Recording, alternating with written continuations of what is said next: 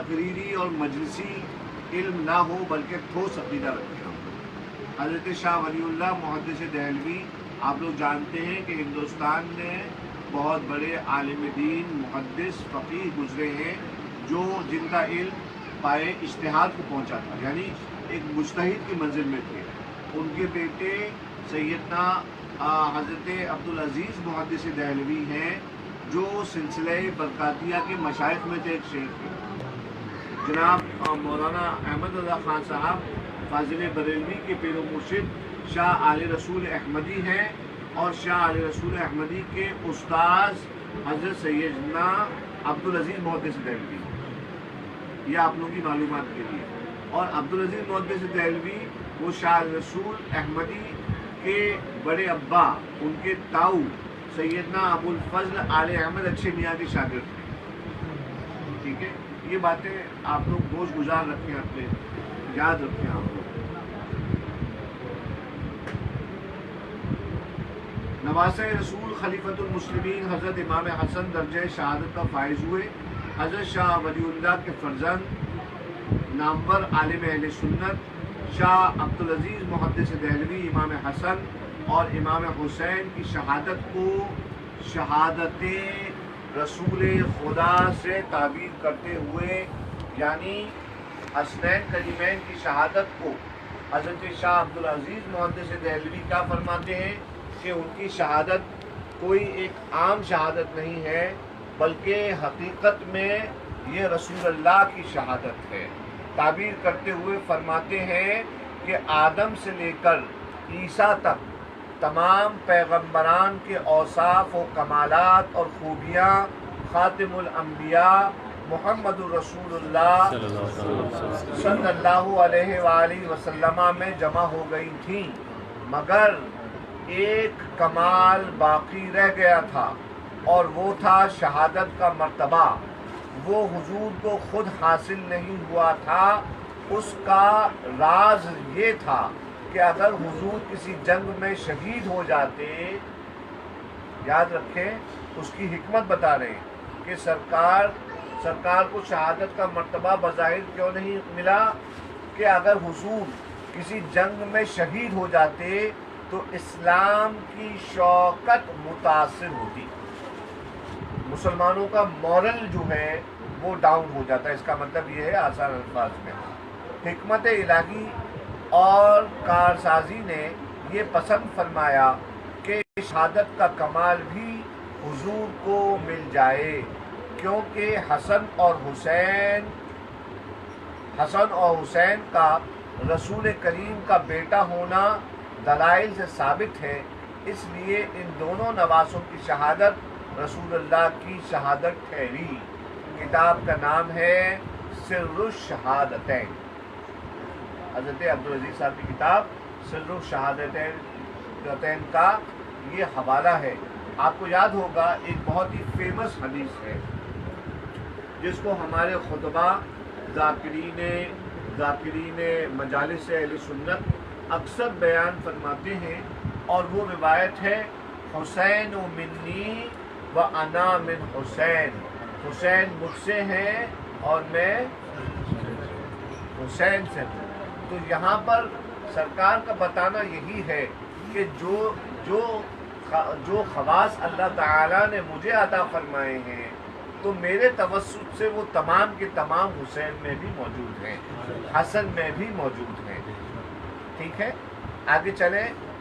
فرماتے ہیں شاہ عبدالعزیز محدث دہلوی رقم تراز ہیں کہ امام حسن کی شہادت کا سبب آپ کی بیوی جعدہ بنت اشعث کی جانب سے دیا جانے والا زہر تھا۔ یہ جو میں روایت نقل کر رہا ہوں یہ کسی شیعی المذہب کی روایت نہیں ہے، بلکہ یہ روایت عالم نبیل، عالم اہل سنت جو ہمارے لیے ایک امام کا درجہ رکھتے ہیں، جناب عبدالعزیز محدث دہلوی، ان کی کتاب سر الشہادتین سے میں نقل کر رہا ہوں۔ فرماتے ہیں کہ امام حسن کی شہادت کا سبب آپ کی بیوی جعدہ بنت اشعث کی جانب سے دیا جانے والا زہر تھا، جسے لالچ دیا گیا تھا کہ اس کا نکاح یزید بن معاویہ سے کرا دیا جائے. سمجھ گئے؟ جعدہ بنت اشعث وہ عورت تھی جسے لالچ دیا گیا کہ اگر تم اپنے شوہر حسن مجتبیٰ بن علی بن ابی طالب کو زہر دے دو تو تمہارا نکاح ان کے بعد یزید سے کرا دیا جائے گا. یہ سر الشہادتین کی عبارت ہے. امام حسن، اب ان کے بارے میں مختصر تاریخ، امام حسن مجتبیٰ کے بارے میں ان تاریخوں کو یاد رکھیں. ان تاریخوں کو یاد کیوں رکھیں؟ اس لیے یاد رکھیں تمام سنی مسلمان جو 6 رجب کو یاد رکھتے ہیں، جو 11 ربیع الاخر کو یاد رکھتے ہیں، وہ لوگ اپنے اپنے پیروں کے آراس کی تاریخ کو یاد رکھتے ہیں. ان کے لیے بدرجہ اولا یہ واجب ہے کہ وہ اپنے ان اماموں کی تاریخیں یاد رکھیں، کیونکہ یہ وہ امام ہیں جن کے صدقے میں ہمیں 6 شریف بھی ملی ہے اور 11ویں شریف بھی ملی ہے. اگر یہ نہ ہوتے تو ہمیں نہ خواجہ ملتے اور نہ غوث پاک ملتے، ہے نا؟ اگر یہ نہ ہوتے تو کہاں ہمیں غوث پاک ملتے اور کہاں ہمیں خواجہ عالم ملتے رحمت اللہ تعالی علیہما. تو جناب والا فرماتے ہیں امام حسن 15 رمضان 3 ہجری کی شب کو مدینہ منورہ میں سورہ کوثر کی پہلی تفسیر بن کر صحن علی مرتضیٰ و خاتون جنت سیدہ فاطمہ زہرا میں تشریف لائے. رسول خدا اکیلے امام حسن کی آمد بہت بڑی خوشی تھی رسول اللہ کے لیے. اکیلے رسول اللہ کے لیے ان کی آمد کی بہت بڑی خوشی تھی حضرت امام حسن کی پیدائش. کیوں؟ یکے بعد دیگرے رسول اللہ صلی اللہ علیہ وآلہ وسلم کے بیٹوں کا وصال ہو گیا. سرکار مغموم رہا کرتے تھے اور اس میں غم بالائے غم یہ تھا کہ کفار سرکار کو طعنہ دیتے تھے کہ تم جو ہو تمہاری نسلیں باقی نہیں رہی ہیں. تو یہ جو طعنہ سرکار کو ملتا تھا کفار کی طرف سے، تو اللہ تبارک و تعالی نے اپنے محبوب کے زخموں پر پھایا، یعنی ان کے لیے راحت کے طور پر کیا کرا اللہ تبارک و تعالی نے؟ اللہ رب العزت نے اپنے انگریزی میں کہتے ہیں مورل کو بوسٹ کرنے کے لیے رسول اللہ پر سورہ کوثر اتاری. اور سورہ کوثر میں سرکار کو یہ بشارت دی کہ محبوب تم مغموم کیوں ہوتے ہو؟ انا اعطینا کل کوثر، ہم نے تم کو کوثر عطا فرمایا. اور محدثین، ایماندار مفسرین، میں لفظ استعمال کر رہا ہوں، میرے الفاظ پہ غور فرمائیں، ایماندار وہ لوگ ہیں جن کے دل میں محبت آل رسول ہے. ایماندار وہ لوگ ہیں جن کے دل میں حب اہل بیت اطہار ہے.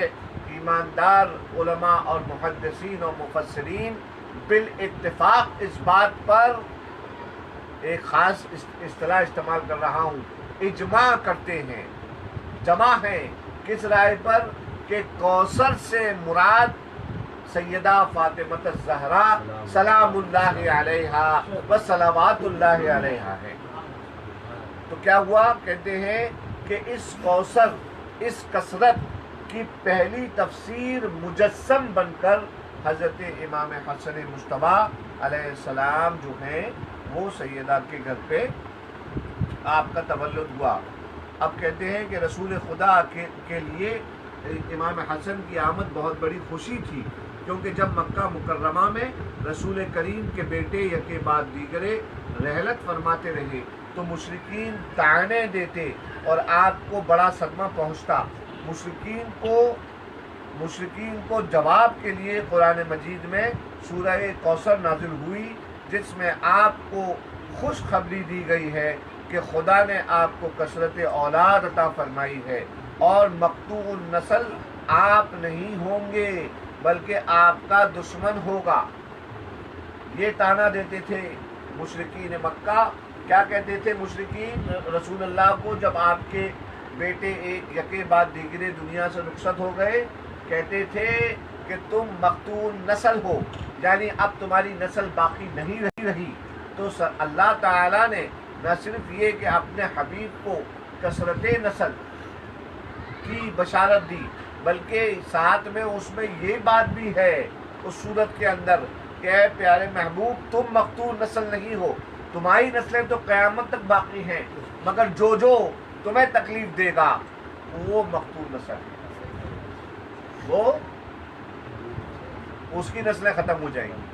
یہاں سے اس بات کا دھیان رہے، یہاں سے اس آیت سے، اس صورت سے، اس کی تفسیر و تشریح سے ہمیں ایک اور اشارہ مل رہا ہے، اور وہ اشارہ یہ مل رہا ہے کہ رسول اللہ کا نسب، رسول اللہ کی نسل کے بارے میں رسول اللہ کا جو معاملہ ہے، جو مسئلہ ہے، وہ بہت ہی سینسٹیو مسئلہ ہے. اس مسئلے میں اللہ تبارک و تعالیٰ نے یہاں پہ اشارے سے ہمیں قرآن کے ذریعے ہمیں یہ سبق دیا ہے کہ نسل رسول کے بارے میں جو تعین کرے گا وہ مقتول نسل ہو جائے گا، اس کی نسلیں ختم ہو جائیں گی. اللہ اکبر، اس کی نسلیں باقی نہیں رہیں گی، نسلیں باقی نہیں رہیں گی، اس کی نسلیں ختم ہو جائیں گی. اللہ تبارک و تعالی ہمیں نسل رسول کا ہمیشہ وفادار بنا کے چلائے، اور اسی وفاداری پر اللہ تعالی ساتھ خیریت ایمان کے ہمیں دنیا سے اٹھائے.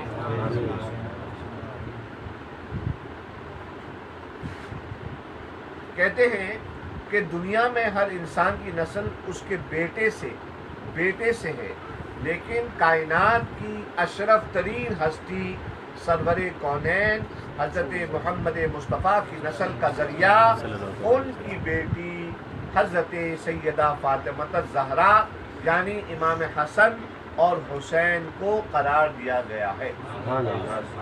کہتے ہیں اب دیکھیے یہاں پر الحمدللہ ہمارے اہل سنت کے اکابر خلفائے راشدین، ہمارے اکابر کون ہیں؟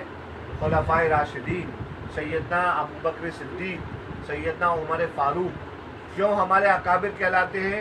کیونکہ اگر کسی کو عشق رسول کا سبق لینا ہے، وفاداری خانوادہ رسول کو اگر سیکھنا ہے، تو وہ حضرت ابوبکر کی بارگاہ میں آ جائے، وہ حضرت عمر بن خطاب کی بارگاہ میں آ جائے. اگلی جو روایت آ رہی ہے اس کے راوی حضرت عمر بن خطاب خلیفہ ثانی ہیں.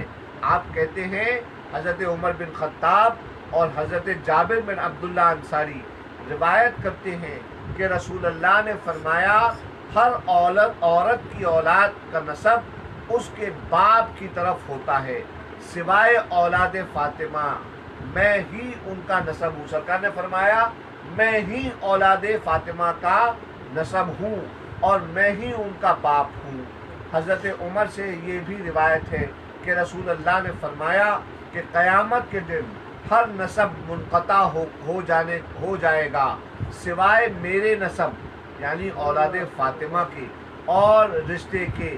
اس حدیث کو حضرت امام حاکم نے اپنی کتاب مستدرک میں نقل فرمایا ہے، روایت فرمایا ہے، اور اس کو طبرانی نے المعجم الکبیر میں، امام احمد ابن حنبل نے فضائل الصحابہ میں، اور قاضی شوکانی وغیرہ نے اس کو نقل کیا ہے، اس روایت کو جو میں نے حضرت عمر سے روایت کر کے آپ کو سنائی.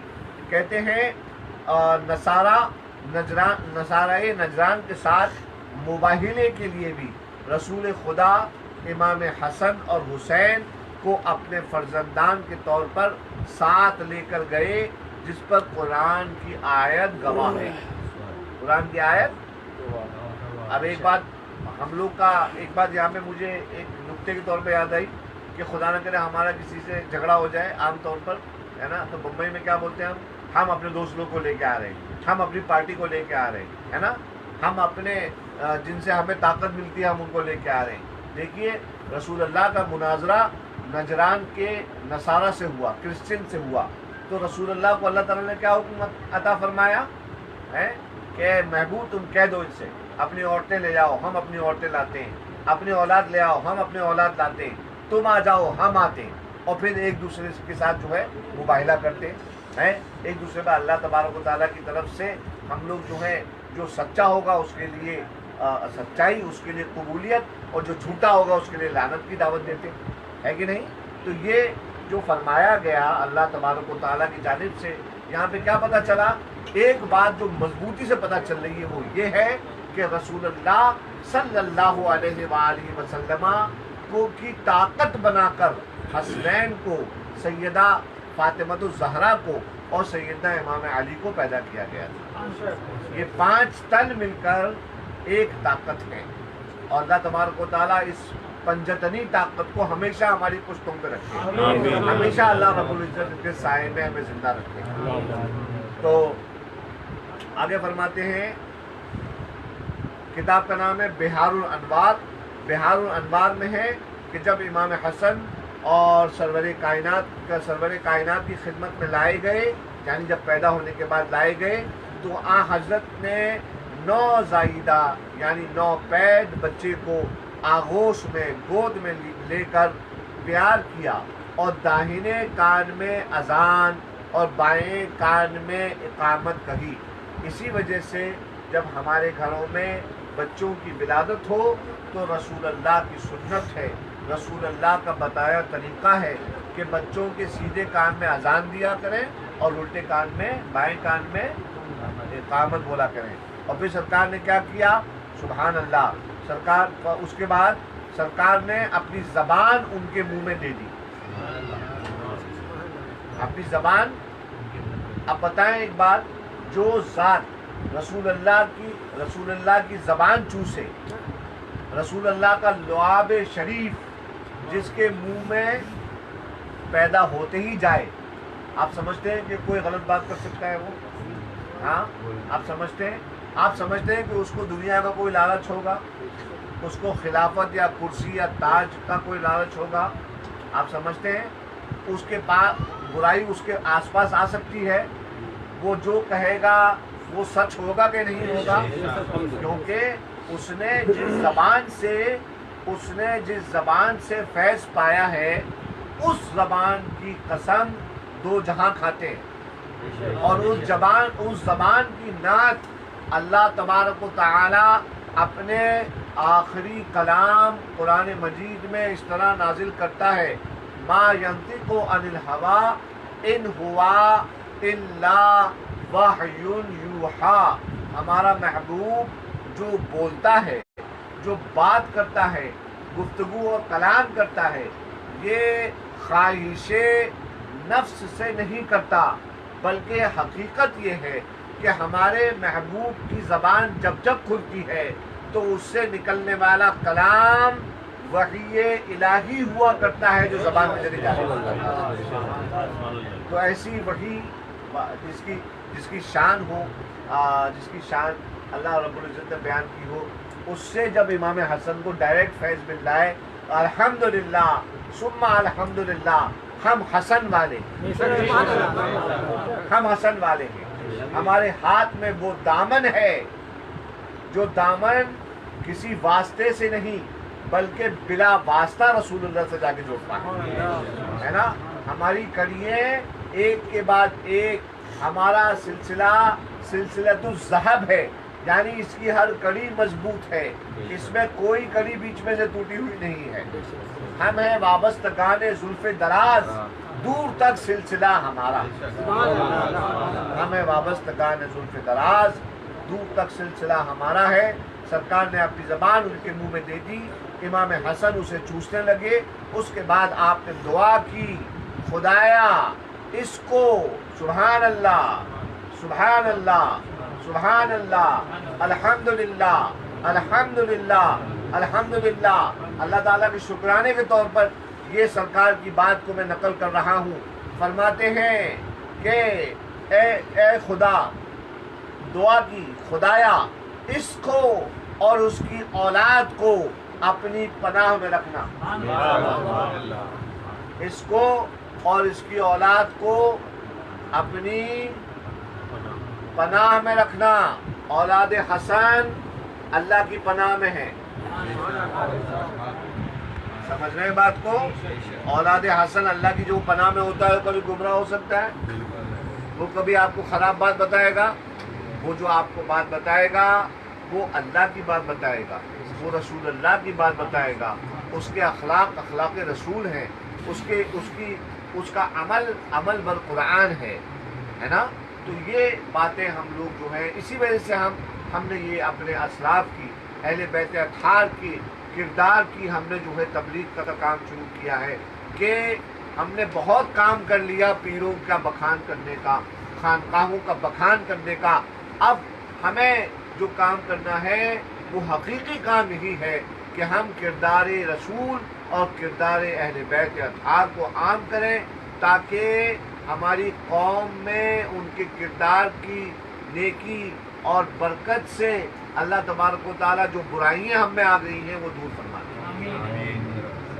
تو فرماتے ہیں کہ ولادت کے 7ویں دن سرکار کائنات نے خود اپنے دست مبارک سے عقیقہ فرمایا. یہاں پہ میں اپنے پیر بھائیوں سے ایک بات گزارش کرنا چاہتا ہوں کہ میں دیکھتا ہوں ہمارے یہاں عمر گزر جاتی ہے اور عمر کے آخری پڑاؤ میں کبھی عقیقہ کرنے کا موقع آتا ہے. عقیقہ ایک بہترین عمل ہے رسول اللہ کا، بہترین عمل ہے، واجب نہیں ہے مگر بہرحال سرکار کی سنت ہے، اور سرکار کی سنت کو اپنانا بھلے ہی وہ نفلی ہو، بھلے ہی وہ غیر موقت ہو، مگر اس کو اپنانے میں برکت ہی برکت ہے، فائدہ ہی فائدہ ہے. ہم نے اپنے بزرگوں سے سنا کہ عقیقہ کر دو تو بچے پہ سے آفتیں ٹل جاتی ہیں. 7ویں دن عقیقہ کرنا یہ سنت رسول ہے. چنانچہ یہاں پہ کہہ رہے ہیں کہ اپنے دست مبارک سے عقیقہ فرمایا اور بالوں کو منڈوا کر اس کے ہم وزن چاندی تصدق کی. کتاب اسود الغابہ کی یہ روایت ہے. اس کے بعد حضرت نے حضرت علی سے پوچھا آپ نے اس بچے کا کوئی نام بھی رکھا؟ امیر المومنین نے عرض کی آپ پر سبقت میں کیسے کر سکتا تھا یا رسول اللہ، نام رکھنے میں آپ سے آگے کیسے بڑھ جاتا، یعنی آپ اس کا نام رکھیں. اسی وجہ سے بزرگوں سے اپنے بچوں کے نام رکھوانا یہ سنت علی ہے. ہم تو بھائی جو کام کرتے ہیں وہ اپنے بزرگوں والا کرتے ہیں، ہے نا. اگر اپنے بزرگوں سے اپنے بچوں کے نام رکھواتے ہیں تو اس لیے کہ وہ ہمارے بزرگوں کی سنت ہے، ہمارے بڑوں کی سنت ہے، اور جو اپنے بڑوں کی سنت پر عمل پیرا رہے گا اس کے بارے میں ہمارے بزرگوں نے ہی فرمایا جو با ادب رہے گا، جو مؤدب رہے گا. مؤدب رہنے کا مطلب کیا ہے؟ بزرگوں کے طریقے کو اپنانا یہی تو ادب ہے کہ نہیں؟ نیت باندھ کے سر جھکا کے بیٹھنا ادب نہیں ہوتا ہے. ادب کا اصلی معنی ہے کہ جو بزرگوں نے بتایا، جو بزرگوں نے تلقین فرمایا اس پر عمل پیرا رہے. جیسے بزرگوں نے فرمایا کہ با ادب جو ہوتا ہے، با ادب با نصیب اور بے ادب بد نصیب. تو کہتے ہیں کہ آپ نے اس بچے کا کوئی نام رکھا تو امیر المومنین علی مرتضیٰ نے عرض کیا میں آپ پہ سبقت نام رکھنے میں آپ پہ سبقت کیسے کر سکتا تھا؟ پیغمبر نے فرمایا میں بھی خدا پر کیسے سبقت کرتا ہوں. سوچیے ان کا ادب دیکھیے مولا کائنات کا. آپ نے سرکار سے عرض کیا میں آپ پہ سبقت کیسے کر سکتا ہوں. سرکار نے کہا، سرکار کا ادب دیکھیے اللہ تبارک و تعالیٰ کی بارگاہ میں. سرکار پیغمبر علیہ الصلوۃ والسلام نے ارشاد فرمایا اور میں خدا پہ کیسے سبقت کر سکتا ہوں. یہاں سے ثابت ہوا کہ جو کچھ رسول فرماتے ہیں وہ خدا کے حکم سے فرماتے ہیں، جو کچھ کہتے ہیں وہ اللہ کے حکم سے کہتے ہیں، بغیر اس کے حکم کے سرکار نہیں کچھ بھی فرماتے. تو کیا ہوا جب سرکار نے کہا چند ہی لمحوں کے بعد جبرائیل پیغمبر کی خدمت میں وحی لے کر آ گئے اور کہا خداوند عالم ارشاد فرماتا ہے کہ اس بچے کا نام حسن رکھیے. تاریخ خمیس میں یہ مسئلہ تفصیلاً مذکور ہے. ماہرین علم انساب بیان کرتے ہیں کہ خداوند عالم نے خاتون جنت سیدہ فاطمہ الزہرا کے دونوں شہزادوں کا نام انظار عالم سے پوشیدہ رکھا تھا. نظر کی جمع ہے انظار. اللہ تبارک و تعالیٰ نے سیدہ فاطمہ نے فرمایا کہ اللہ تبارک و تعالیٰ نے حسنین کریمین کے नामों, जब इससे पहले कि उनके नाम हसन हुसैन रखे गए, अल्लाह रब्बुल इज़्ज़त ने सब पूरे आलम से इन नामों को पोशीदा रखा था, यानी किसी के दिमाग में आया ही नहीं कि अपने बच्चे का नाम हसन और हुसैन रखें। क्यों? क्योंकि ये नाम अल्लाह रब्बुल इज़्ज़त ने अपने हबीब के प्यारे नवासों के लिए रिजर्व कर रखे। देखो सरकार हमारे, उनका लक़ब क्या है? हमारे नबी का मुस्तफ़ा। मुस्तफ़ा का मतलब होता है चुना हुआ। अब जाहिर सी बात है कि जिसको अल्लाह चुनता है तो उसकी तो हर बात खास होगी, है कि नहीं? तो अल्लाह ने सैयदना मुहम्मद रसूलुल्लाह को चुना, उनको मुस्तफ़ा किया और उनसे जुड़ी हुई, उनसे निस्बत रखने वाली हर चीज़ को खासियत बख्शी। इसलिए जो सरकार का दीन आगे ले जाने वाले थे और उसकी मुहाफ़ज़त करने वाले थे, एक बात याद रखें, एक जुमला बोला जाता है जो मैं नहीं बोलूँगा, मैं सिर्फ अपनी बात कर रहा हूँ। मैं कहूँगा कि साहब दीन हमें दिया भी आले रसूल ने है, दीन लाए भी आले रसूल हैं और हिफाजत भी आले रसूल करेंगे। हिफाजत भी आले रसूल ही करेंगे। जी जनाब वाला, तो मैं अब बात को मुख्तसर कर रहा हूँ। कहते हैं कि अंजार आलम से पोशीदा रखा था, यानी उनसे पहले हसन और हुसैन नाम से कोई मौसूम न हुआ था। हज़रत अनस से रिवायत है। हज़रत अनस कौन? सरकार के ख़ास ग़ुलाम, जो 10 साल की उम्र से सरकार के पास रहे थे। इनकी उम्र 10 साल की थी जब वे सरकार की बारगाह में आए थे। और फरमाते हैं, इनसे एक हदीस बीच में मुझे याद आ गई। अनस कहते हैं कि कहने को तो मैं सरकार का खादिम था, मगर ज़िंदगी गुजर गई सरकार की बारगाह में खिदमत में। सरकार ने कभी किसी खिदमत के लिए मुझसे नहीं कहा, बल्कि उल्टा सरकार जो है वो मुझ पे करम फरमाया करते थे। सुभान अल्लाह। और ये अनस वो सहाबी है जो सहाबा इकराम में सबसे आखिर में जिनका विसाल हुआ है सन 92 हिजरी। कौन सा? आप लोग तारीख याद रखिएगा, 92 या 93 हिजरी। ये हज़रत अनस रज़ी अल्लाह ताला अन्हु के विसाल की तारीख है। सबसे ज़्यादा इन्होंने उम्र पाई, सबसे आखिर में विसाल हुआ कि नबी अकरीम सल्लल्लाहु अलैहि वसल्लम के साथ इमाम हसन से ज़्यादा मुशाबहत रखने वाला कोई नहीं था। एक हमारे यहाँ मसला अक़ीदतों में चलता है हम शबी होने का, जी है ना? तो हमें हमारे बुजुर्गों ने ये तसव्वुर अता फरमाया, हम शबी होना ये बुजुर्गों का दिया हुआ तसव्वुर है। हज़रत अनस क्या फरमाते हैं कि नवासे रसूल हसन मुस्तफा अपने नाना सैयदना मुहम्मदुर रसूलुल्लाह में शबाहत रखते थे और आपसे ज़्यादा रसूलुल्लाह में शबाहत कोई नहीं रखता था। ठीक है, लेकिन ये नवासे हैं रसूलुल्लाह के जो शबाहत रखते हैं, सरकार के नवासे। कहने लगे कि आगे फरमाते हैं हज़रत इमाम हसन रसूल करीम से चेहरे से सीने तक और इमाम हुसैन सीने से कदमों तक रसूलुल्लाह की शबी थी। खुदा की वही के बगैर कोई काम और कलाम सरकार नहीं करते थे। ना करने वाले रसूल खुदा के नवासों से मोहब्बत और अल्लाह के नज़दीक मकाम का अंदाज़ा इस हदीस मुबारका से लगाया जा सकता है। अगर कोई कहे कि नहीं, यहाँ पे जो पॉइंट बताना चाह रहे हैं वो ये बताना चाह रहे हैं कि भाई तकाज़े बशरी है, सरकार भी इंसान है कि नहीं?